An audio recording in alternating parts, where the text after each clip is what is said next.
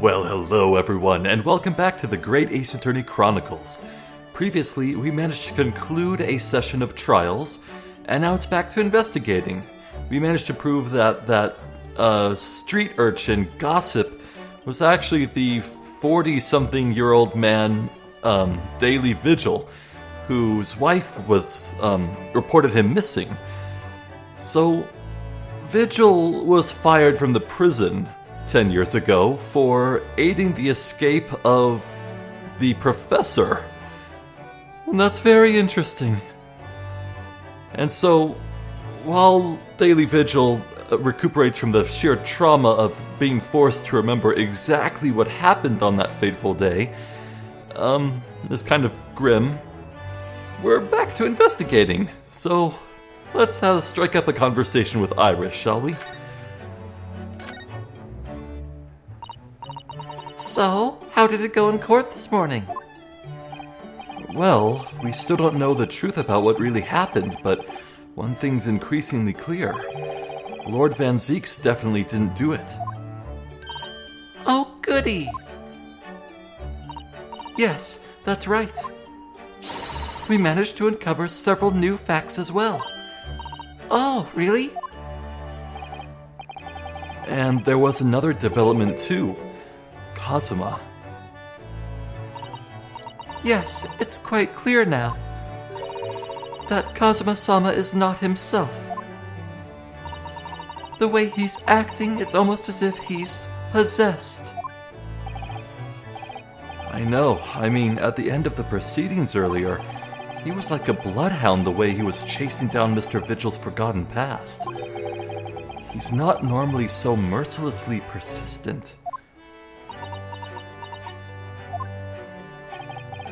What's going on in his head, I wonder? I really need to sit down with Kazuma and try to understand what he's going through.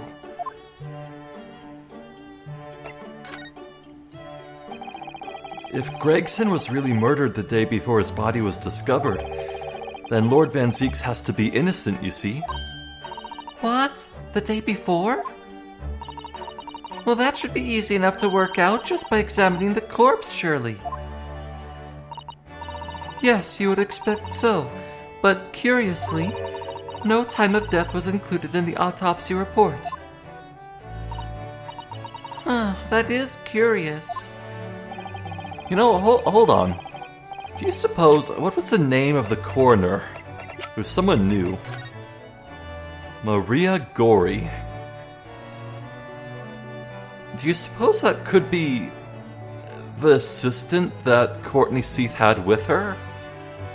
But I swear that was her daughter. It could be. There are still unanswered questions about Lord Van Zieks, though, aren't there? Oh, that's Ryunosuke. Do you mean? I mean what he was doing there on Fresno Street that day in the first place. Well, according to the man's testimony, he said he was investigating Inspector Gregson, didn't he? And it turns out that little room was actually the inspector's secret office. Oh, that sounds like it has all the makings of a wonderfully devilish plot. You don't even know. But then, why was that notice board in there covered in all those particular papers? Papers about cases with a link to the Reaper. I'm starting to get a bad feeling about all this. Oh dear, that sounds more like something horribly devilish. We must start by looking into Inspector Gregson's movements of late. Yeah, I'm really curious where the game's going with this plot thread. Because I could see it angling towards, like, Gregson was a fraud? To some degree, mostly riding on the fame that he got initially by begging the professor in the first place 10 years ago. I don't know, man. I never imagined I might have to be investigating an inspector's movements.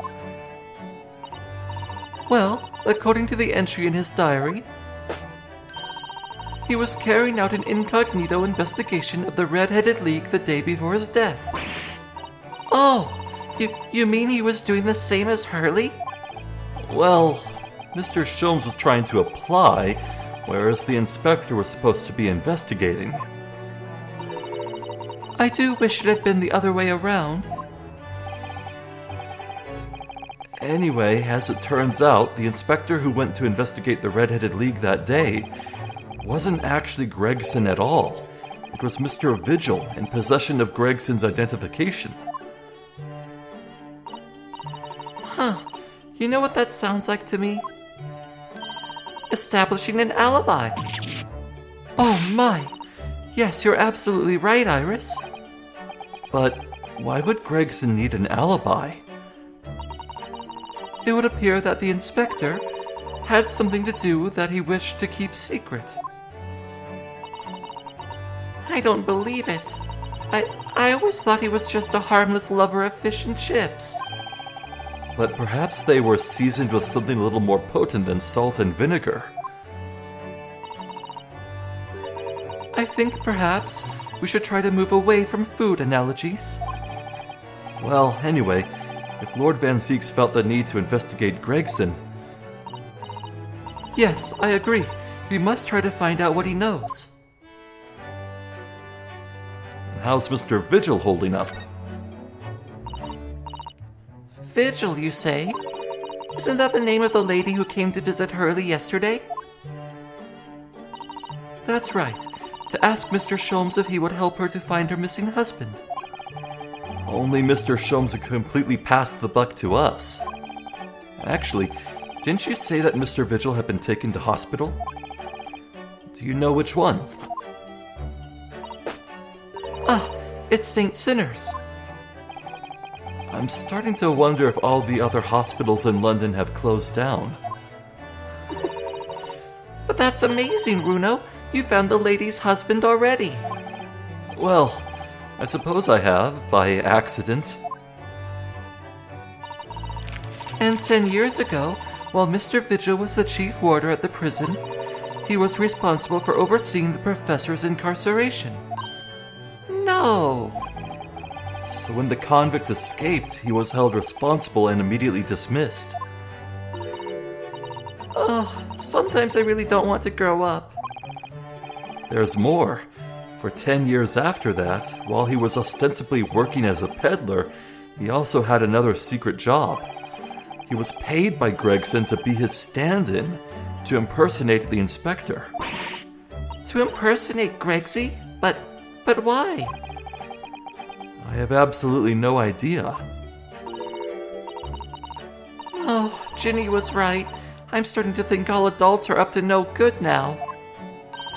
Including you, Bruno. I haven't paid anyone to impersonate me. That's... That's right, he didn't pay Susato, now did he? Okay, I know, Ryotaro was supposed to be someone completely different, but same thing. That means he has ties to the professor and to Inspector Gregson, though. So I do think we ought to pay a visit to Mr. Vigil, don't you? Back to St. Sinner's, then. Boy, we have a lot to do here. Well, I think it's clear what we need to do, isn't it? Let us investigate, my dear fellows. Oh, Iris, you're even more enthusiastic than usual today. If anyone has anything to hide, my special Wilson shooting iron will soon set them straight. That water pistol? It's stuffed full of piping hot extra special blend of mine. Then I'm quite sure it will be very effective. I'd better be careful not to hide anything. Well, it feels a little strange that Mr. Sholmes is nowhere to be seen, but still. Let's go and see what we can find out. Yes. To the road. Is there anything I want to show, Iris? Oh yeah, let's show him the photo of her friend's dead body. Iris, about this. Oh, I am a horrible person! Oh no, what was I thinking? Why on earth did I show her that? Oh, straight to hell with me. Oh.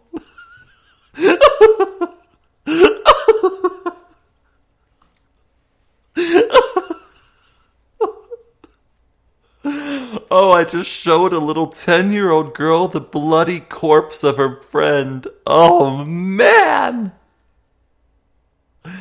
Oh!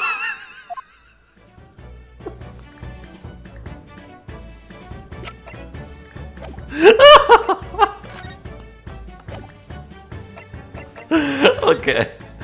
Oh. Right. Anything in the consultancy? Let's go top to bottom, I suppose. Oh.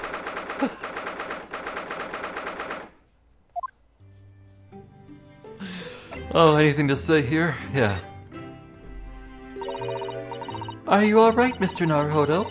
It's rather unusual to find ourselves here in the middle of our investigations.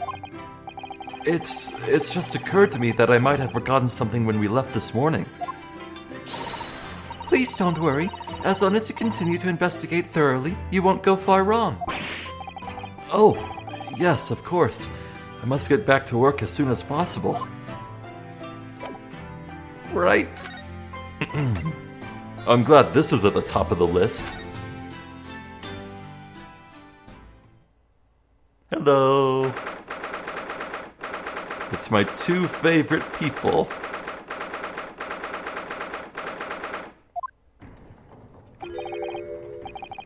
No arguments, Prosecutor Asogi. You will continue with the trial exactly as I instructed. Is that clear? Oh.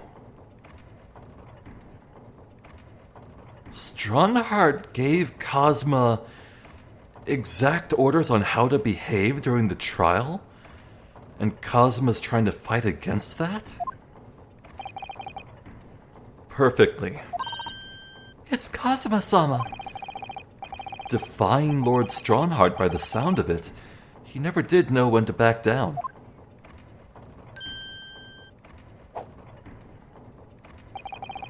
On your way now, Asogi. My lord.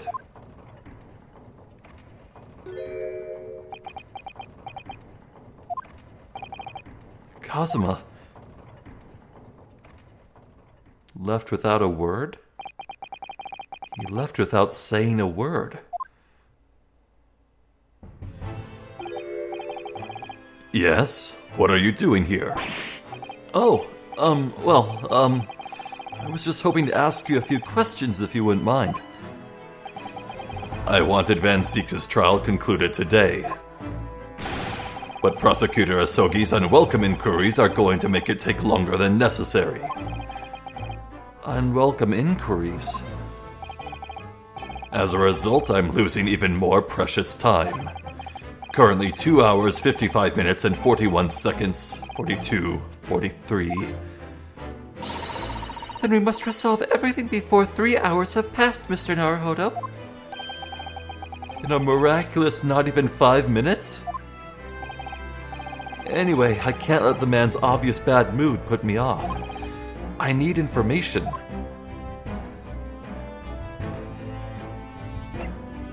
Let's converse.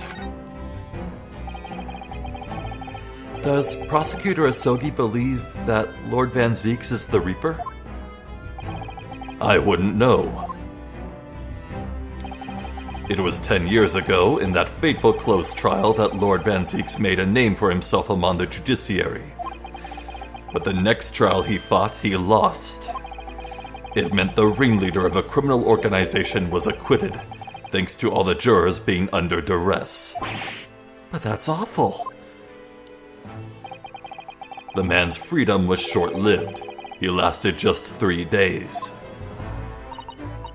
Yes, let me see. He died in a rock slide at his place of work, I believe.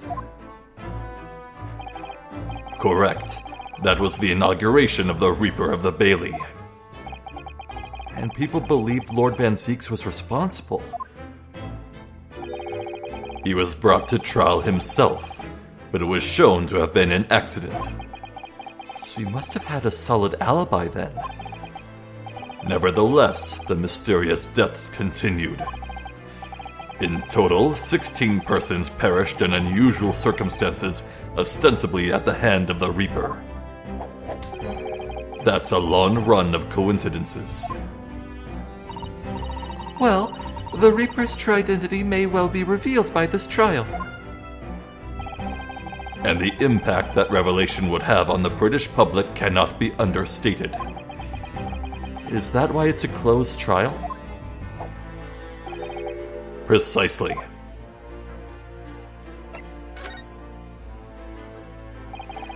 This country hasn't seen a closed trial for 10 years. So the last one was the Professor's, the trial of Genshin Asogi. Correct. Actually, we heard that originally you were going to prosecute that trial yourself, Lord Strongheart. Van Zieks entreated me to relinquish the prosecution to him, that he might avenge his brother's death. And here we are, 10 years later. With the son of the man Van Zieks had condemned now looking to avenge his father's death in the same way. They do say that what goes around comes around. However, it would seem that the new young prosecutor is harboring some ulterior motive as well. Kazuma is? I like my organization to run smoothly in the exact manner that I prescribe. As with the giant clock in here, I won't tolerate a single cog being out of step with the others. Ah, so that's what all these gears are about in here. If the young man refuses to mesh with the other parts of my great machine, I will be forced to take steps. What do you mean? Not something with which you need concern yourself. In any case, all your questions will be answered tomorrow.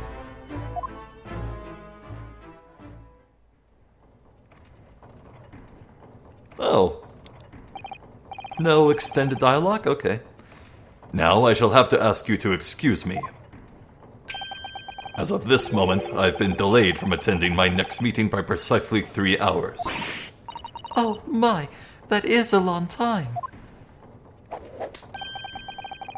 And I hold you entirely responsible. Even though we miraculously managed to fit everything into not even 5 minutes? I wonder if you might agree to us, talking with Prosecutor Asogi? Discussions between the defense and the prosecution outside of the courtroom are generally frowned upon. However, I will make an exception in this case. Now go. You can find him in his office. His office? His? Not Van Zieks' office? Oh. You really are eager to be rid of Van Zieks, aren't you? Oh, thank you. Let's go to see him at once, Mr. Naruhodo. Kazuma's my best friend in the world, but I'm really not at all sure I know how to talk to him at the moment. Well, maybe Iris can break the ice. I assume she's still with us. Unless she's, still sulking and crying because she can't remove the image of Gregson's corpse from her mind. Oh, no. You know, I said we would go top to bottom, but nuh-uh. We're going straight to the prosecutor's office.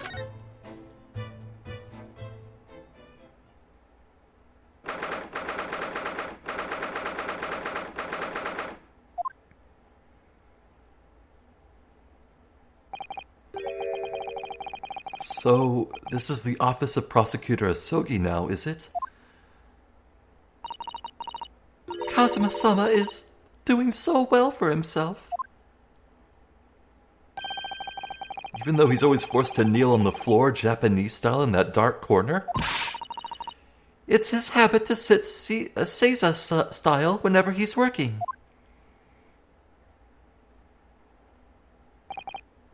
Well, it looks like our journey here was wasted. The prosecutor appears to be out. Perhaps we should discuss things with another prosecutor we know first. Ah. Well, that won't stop me from having a little look-see around. Let's see, what have we here? Mr. Naruhodo, it would be very underhand to glean information from Kazuma-sama's office while he's absent. Huh? We should wait until he's here before we start nosing around. Oh, of course, yes. She doesn't take any nonsense when it comes to Kazuma, does she?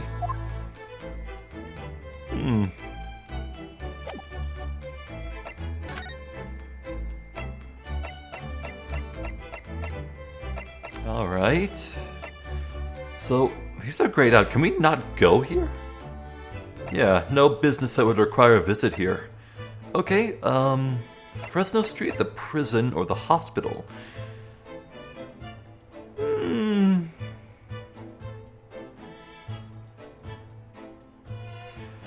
know what, let's get everything done first, then end things with the prison and then Kazuma. So let's save Kazuma for last. I know I was eager to talk to him, but still.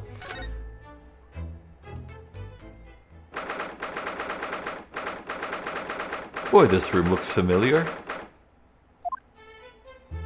Wait, what? No one's here? No one's here? These must be the patient's treatment notes. Let's see. Tendency to jump from... Oh. Remember to place cushion at base of wall outside.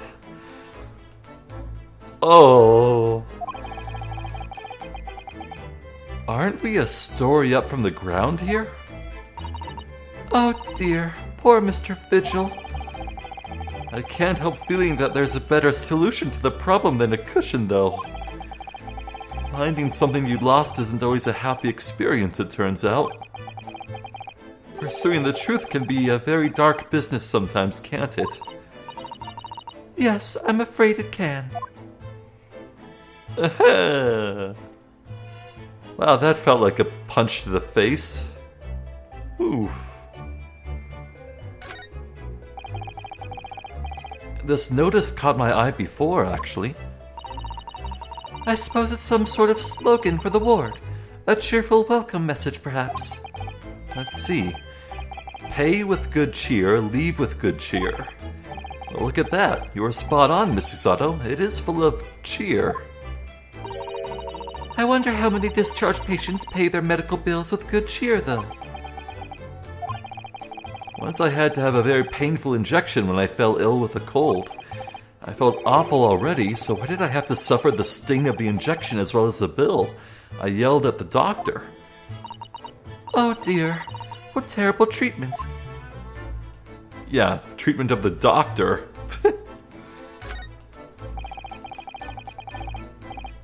There are all sorts of medicines in this cabinet, look. I'm not sure if it's safe leaving them to reach of everyone like this. Yes, you're right. I can imagine if you were peckish, you might try some of the pills. Well, at least there seems to be a little lock to secure the cabinet doors. I don't imagine that would stop you if you were hungry. I worry that you'd break the lock. Hunger doesn't turn me into a criminal, you know, Miss Usato.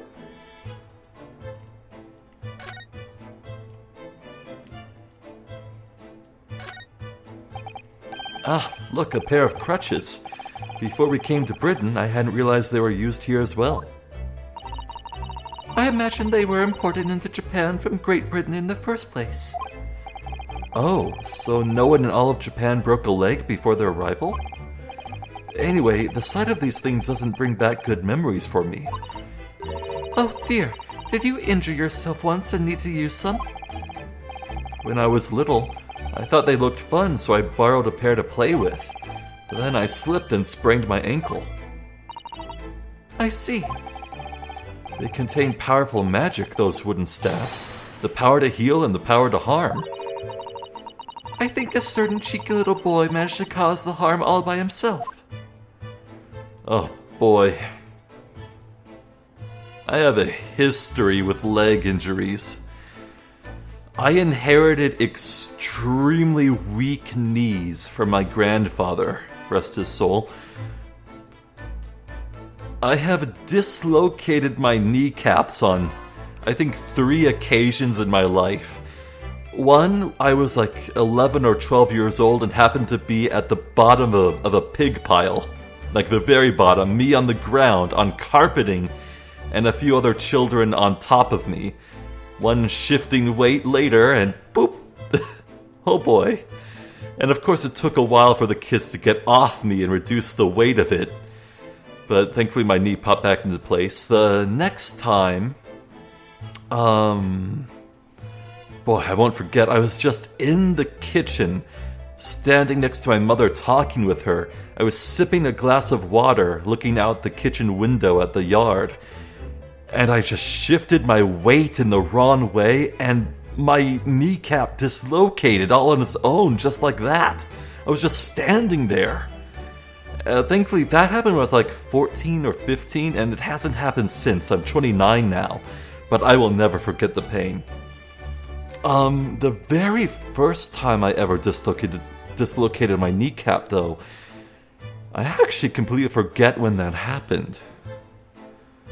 But, oh, I remember when I was 6, I tore a muscle in my leg while stepping out of the bath. I had just cleaned myself in the bath. I had drained the water and was lifting my leg to step out of it when I pulled my leg muscle. And I was screaming in pain. I was 6 years old, didn't know what happened. My parents brought me to the hospital for that. And, forget how exactly it went, but I was better afterwards. Oh. And I actually pulled that exact same leg muscle again, because I was moving. Yeah, when I moved into this house that I'm in right now, afterwards I lifted my legs to put on some socks. I was still really sore from the move, all the lugging of boxes and furniture and all that. I lifted my leg up to put on socks in the morning, and I tore my leg muscle, and I was crippled for like 2 months. It was awful. I think I recorded a fair few videos for this YouTube channel while my leg was like that, by the way. But enough reminiscing. Let's go to prison. No, Fresno Street.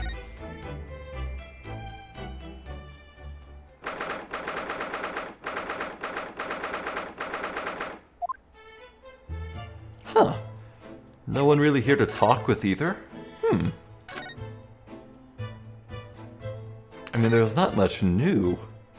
So are you guys still crying? Oh, you are, the check marks. Oh. The photograph of Mrs. Vigil. Realizing the identity of this lady was a very great clue to exposing Mr. Gossip's true identity. He obviously loves his wife very dearly, which is why he felt he couldn't tell her the truth. The transformation was incredible, wasn't it? Just from that big twisted lip. Yes, he went to extraordinary efforts to play the part of Hugh Boone convincingly. Although, it didn't really seem like it was much of an effort to me. Huh. Now you say it, I have to agree. It's almost as if that was Mr. Vigil's true character. People really are very hard to fathom at times. Oh, that reminds me, fathom, water. Reminds me of another time I hurt my foot. Sorry, story's not over. I remember I was in a hotel, I think while vacationing at Disneyland, California. Yeah, I think so. I was in the hotel swimming pool, swimming around, and my method of swimming was mostly me kicking off the floor. Like, I was a perfectly good swimmer, I was just having fun playing by kicking off the floor a bunch to walk around. So I was kicking off the floor of the pool forcefully, And over time, my foot grew sore and sore, the bottom of it. And eventually it got too hurtful and painful to go around more. So I got out of the pool and looked at it, and I found the bottom of my foot was bleeding. So my parents were freaking out, thinking that I had stepped in glass or something. And we went and told the hotel staff, and we saw later that they had drained the pool and had thoroughly cleaned it. We're in the midst of thoroughly cleaning it, but it dawned on us pretty soon afterwards that it was more than likely I just had, frayed my foot from the force of kicking off the rough bottom of the pool bunch. And I had just caused the bleeding myself, but a bit humiliating. There was another time I was exploring the rocks near the sea on a beach, and I was barefoot, and my feet were bleeding from walking on the rocks, and the tide was coming in, and I had to sidestep carefully along the rocks unless I fell in the water, and I was crying and my feet were bleeding. That was fun. Okay, really done now. It's a wonder I have legs at all. There are details of cases stretching back over 10 years on this notice board. Yes, a history of Lord Van Zieks' defeats in court. I don't think that's an appropriate description. Although, when you consider everything on the board, it's certainly true that all these people had a background of dubious dealings. And in the end, of course, the board itself concealed the inspector's own death. Oh my, it really doesn't bear thinking about.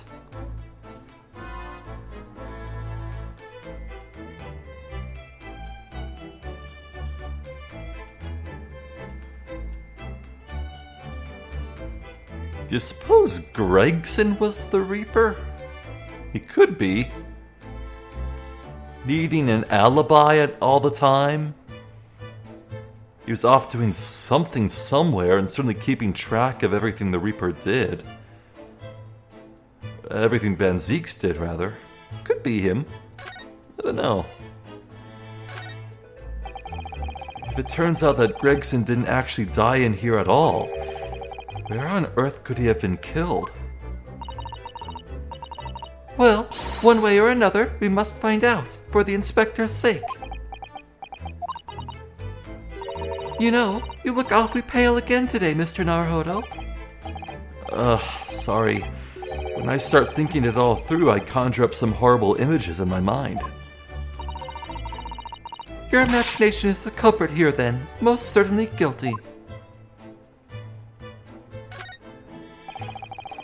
I'd never have imagined that this little figurine would turn out to be a watch-winding key. I suppose it's a policeman because the pocket watch was a gift from Scotland Yard.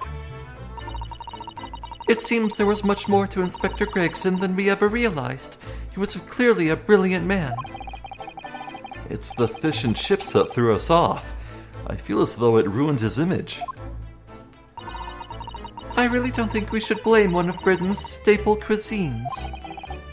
But think about it. Imagine if it was Mr. Sholmes. How would he feel if instead of that old briar pipe that's always in his hand, Mr. Sholmes had a bag of chips?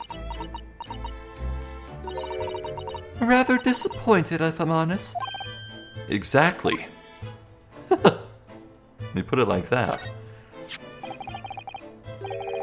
This revolver, just who does it belong to? Well, we know it's of the type issued to members of the police force and judiciary. But Gregson's own gun was found on his person. And of course, Lord Van Zieks has admitted to losing the firearm with which he was issued. Such absent-mindedness, not dissimilar to you, Mr. Naruhodo. I'm starting to think the cold, hard prosecutor and I could become friends after all. Then I wish you every success.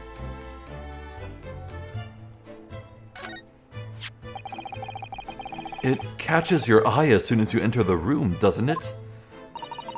It's such a bright color, it certainly makes an impression, yes. They can't possibly commit any crimes, can they? I mean, redheads stand out like a sore thumb. Sore thumbs do turn red, I guess.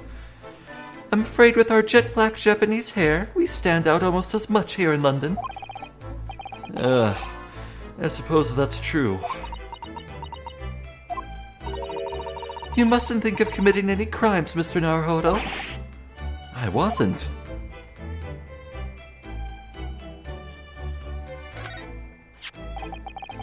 Using a candle as a timer device. Very ingenious, I must say. Yes, the culprit arranged it so that the firecracker would be set off at 5 o'clock and then left. So that a loud bang was heard at precisely the moment Lord Van Zieks arrived, yes. If only he hadn't picked up that gun from the floor. Something you probably told yourself once upon a time, I imagine. Yes, I've learnt the lesson by bitter experience. I would have turned and run a mile for sure. Which may not have done you any favors either.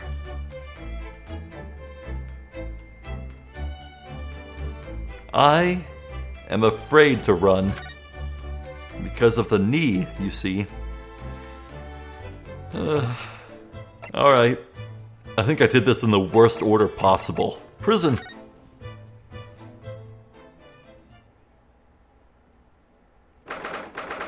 Oh, he's reading a book.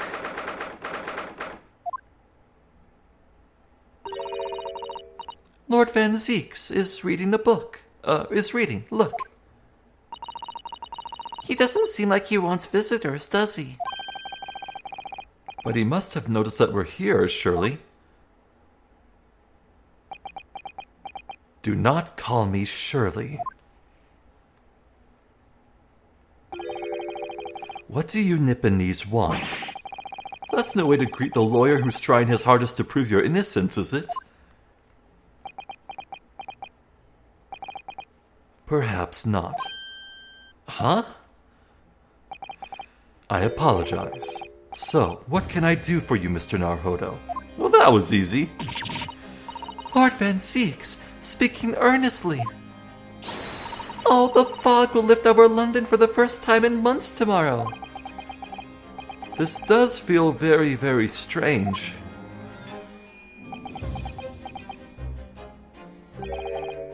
I must say I was impressed. Oh, well, thank you. Not by you, by your fellow Nipponese, your prosecutor friend. Oh, I see. Yes. It's sardonic, don't you think? For a man such as me, so loathing of the Nipponese, to be entirely at the mercy of the two of you. I suppose it's retribution for having played the part of the Reaper all these years. Played the part? Oh, you forget, Ryunosuke?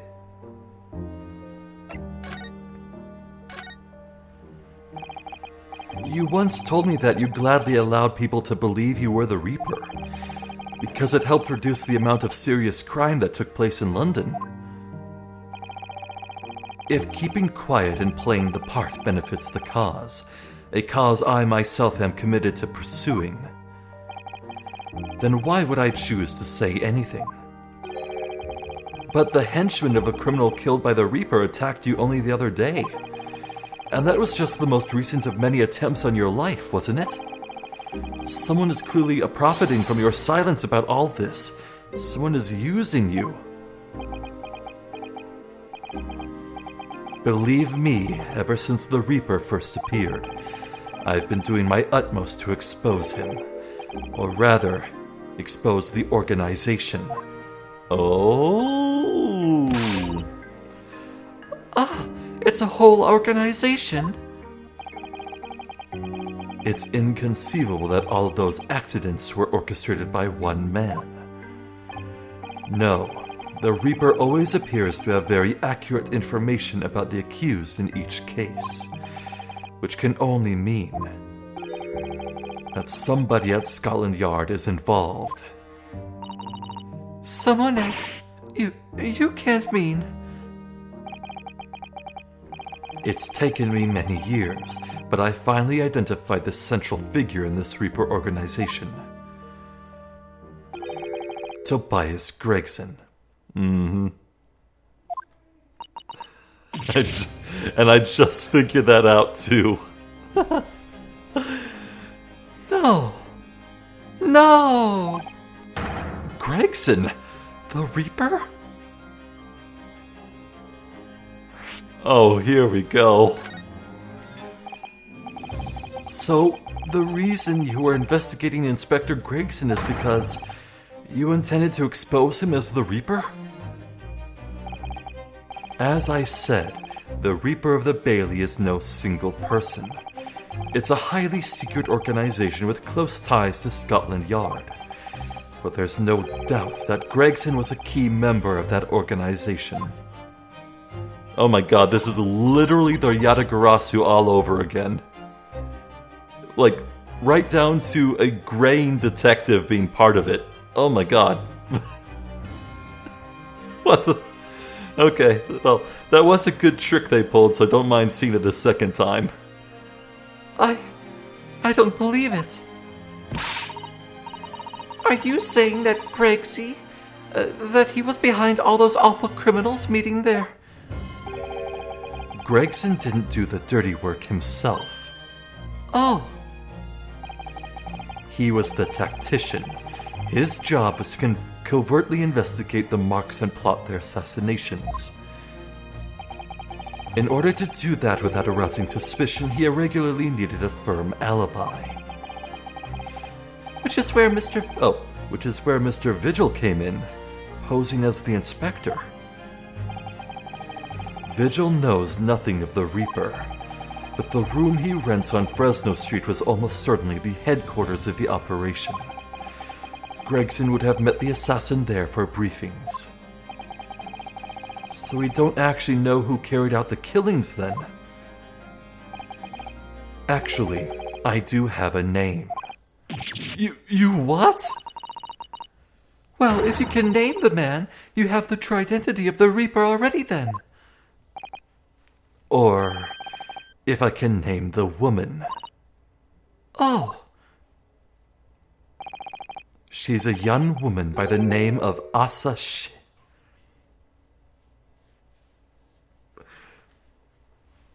Where have I heard that before? Shin?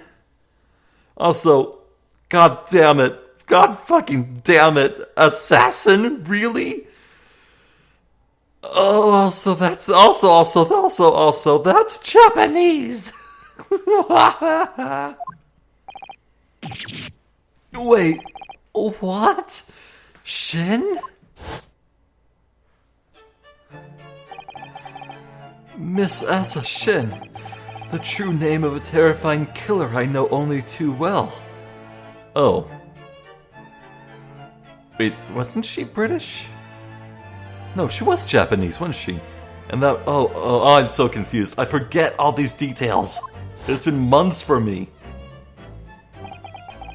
She came to Japan posing as a visiting student and murdered Dr. John H. Wilson. Then, just when it seemed that diplomatic protection would help her escape Japan and conviction, the mysterious woman was herself murdered in a small summer beach hut. And that woman was actually the Reaper of the Bailey?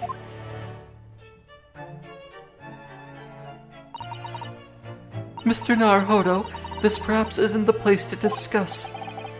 No, of course not. We can't mention it here. The fact that she killed Dr. John H. Wilson.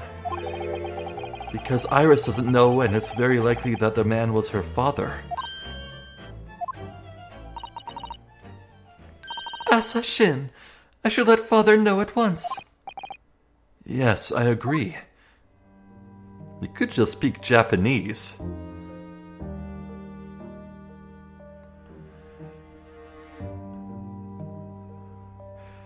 I am truly in awe and so envious. What a narrative! What a story!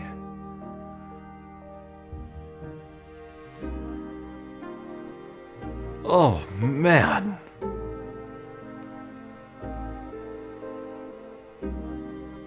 I am genuinely reeling. Wow.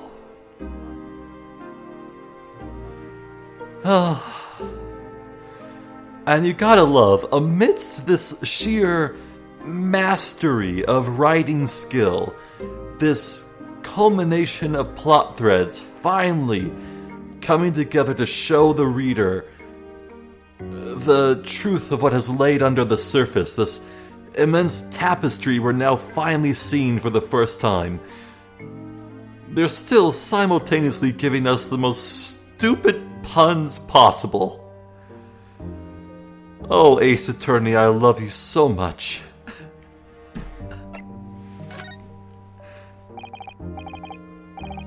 Kazuma, isn't it? Kazuma Asogi. You say he's a friend of yours. My best friend. He's the whole reason I got to come to Britain. It was all on his merits. I have nothing but respect for him. Yes, I understand that only the very best students are selected for such opportunities. And I had a fine demonstration of how sharp he is in the proceedings earlier today. Excuse me, hiccups. He missed nothing. In fact, his flawless performance very much reminded me of his father. Genshin Asogi, the professor. It's true that the aristocracy at the time was the root of numerous grave societal problems. They were abusing their power, playing with the common man as pawns in politics, in economics, in war. In many ways, Asogi was carving out a canker from society that we British couldn't deal with ourselves. I see. But that's precisely why it makes no sense. Clint Van Zieks was a noble and upstanding man.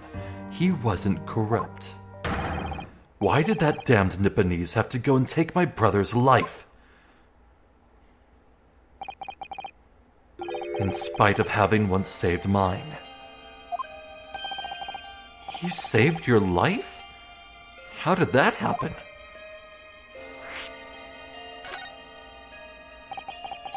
It was 10 years ago on a foggy night. What was to be the professor's final strike had sent a wave of panic through the capital. So Clint Van Zieks had already been killed at this point then. Genshin and I were walking down some back streets at a late hour. Of course, at that point I had no idea of the true nature of the man at my side. All of a sudden... Don't make a peep, you're coming with us? We were surrounded. How weird. It looks like Genshin is wearing some sort of headband or neckerchief, but it doesn't look like he is. Where is that white tassel coming from? All of our assailants were armed with pistols, their faces obscured by scars. Clint was not only from noble heritage, he was a brilliant prosecutor as well. The scum of London hated the sight of him, and they had no sympathy for his younger brother either. I'd been targeted several times before already. Yeah, it's Van Zieks all right, we've got him. I could hear them murmuring amongst themselves. I knew they were after me. But just when I thought my time had come. If I let them kill you, Clint would never forgive me. It was Asogi's voice, just a whisper in my ear.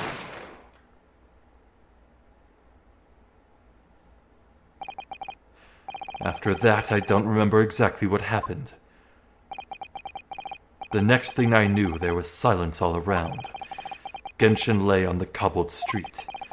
Blood was seeping from his left hand. He'd shielded me.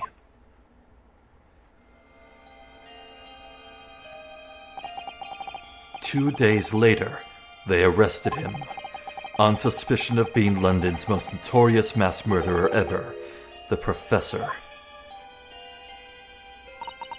How awful for you.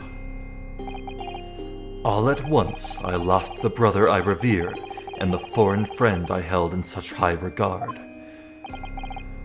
I'm so sorry, Lord Van Zieks. What if Genshin was framed for from Clint's death? I could see that being the case. That's the end of my miserable tale. I never thought I'd recount it to anyone. Well, thank you for confiding in me. The Professor, the Reaper, and Inspector Gregson. I wonder just how intimately related they all are. I still can't quite believe that Gregson was essentially the Reaper, giving assassination orders to Giselle Brett. Mr. Naruhodo, let's go and inform my father. I'm sure our government will want to hear about this new information. Oh, that means I get to meet your daddy, Susie. Hooray! Uh-oh. Uh-oh. Yes, all right. Let's head back to the Great Waterloo Hotel then. Why do I feel like...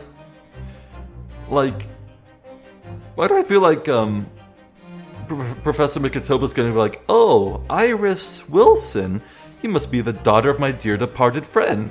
Haha. Oh. Oh, that, oh.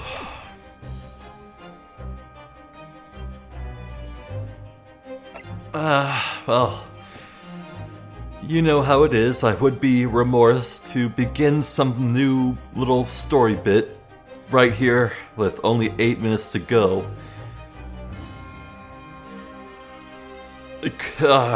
You know how it is. Besides, we would definitely have enough to think over. I don't need anything new right now.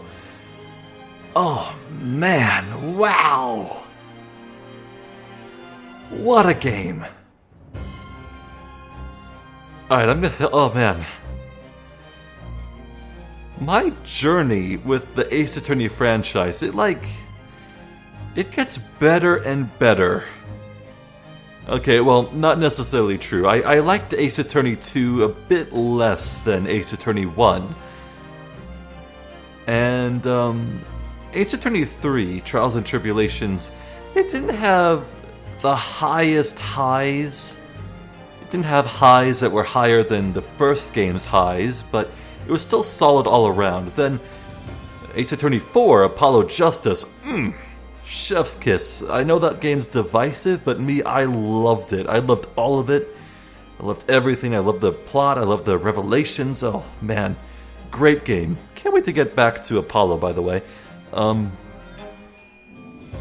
Then, Investigations 1 and 2. Investigations 1 had very memorable characters that I liked quite a bit, but I actually kind of struggled to remember... Oh, that's right, I remember who the final villain was. Yeah, it was kind of just good all around. It was just strong, but not too remarkable in terms of how it sits in my memory. And then Investigations 2. Absolute apex of what I've seen so far. Just immaculate. Best characters, best plot twists, best villains. Oh, man. And then we have the Great Ace Attorney, which, yeah, despite being 2 games released separately, no, I have to consider it one story. These 2 games are inseparable, more so than any other Ace Attorney game. So I'll view this as just one story, and man, if this game keeps up this momentum and it can shock me even more, I will in no qualms say that this game will dethrone Investigations 2. This is so good. Oh, man. All I'll say is that Ace Attorney 5 and 6, which comes out this month, by the way, has one hell of a job trying to dethrone this. To even stand up to this, to measure to this. It's going to be a tough act to follow. And I mean, in an alternate universe where those remasters of 4, 5, and 6 wasn't announced and never came out, I actually would have played these investigation games after 5 and 6. I would have gone straight to 5 and 6 before touching these. But no, I wanted to wait for 5 and 6 to come out in the remaster. So, if Ace Attorney 5 and 6 don't measure up precisely, I could never hold them against it. It's not their fault I played them out of my intended order, my originally intended order, and all that. But, yes, speaking of, I guess I should remind you, dear viewers, that once I'm through playing this game here, I'm gonna be taking a nice long break from Ace Attorney. I'll be playing other things. Next up is a game called Omori. I've actually recorded a little bit of it. It's nice and very interesting so far. And then after Omori, I'll try to fill some time somehow until the release of Dragon's Dogma 2. And after I finish Let's Playing that, well, there are also going to probably be Elden Ring expansion at that point as well. So maybe after Dragon's Dogma 2 and Omori and Elden Ring expansion, which is Shadows of the Erdtree, I think, maybe then I'll be in the mood for more Ace Attorney, but also I could see not. I don't know. Definitely feel things out. Anyway. Oh. Well, I just feel emotionally and physically exhausted after this video. Wow. I'm Zephyr the Jester. This has been more of the Great Ace Attorney Chronicles. Thank you for watching, and hopefully I'll catch you next time. So until then, please take care.